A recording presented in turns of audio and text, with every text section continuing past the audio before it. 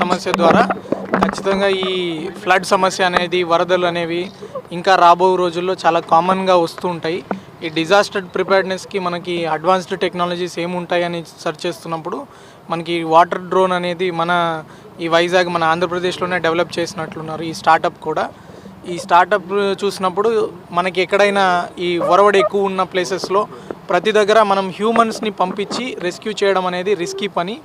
కానీ ఈ water drone తోటి అడ్వాంటేజ్ ఏమంటే మనం హ్యూమన్ రిస్క్ చేయకుండా ఎక్కడైతే స్ట్రాండెడ్ పర్సన్ ఇరుక్కుపోయి ఉన్న మనిషి ఉంటాడో అక్కడికి మనం ఈ డ్రోన్నే రిమోట్ సహాయంతో అక్కడ దాకా పంపించి ఆ వ్యక్తి దాన్ని పట్టుకుంటే అతన్ని ఒడ్డుకు చేర్చేలాగా ఈ డివైస్ పనిచేస్తుంది. ఆ డివైస్ మనకి కాన్సెప్ట్ ప్రకారం ఎలా ఉంది, ఆన్ ఫీల్డ్ ఎలా ఉంది, ఇది ఆల్రెడీ బీచ్లో కొంచెం సక్సెస్ఫుల్గా నేవీ వాళ్ళు యూజ్ చేసినట్లున్నారు. ఇది మన వరద ప్రాంతాల్లో రెస్క్యూ మిషన్స్కి ఎట్లా వాడచ్చు అన్నది ఒకసారి మేము వైజాగ్ నుంచి పిలిపించుకొని వాళ్ళని డెమో తీసుకోవడం జరిగింది.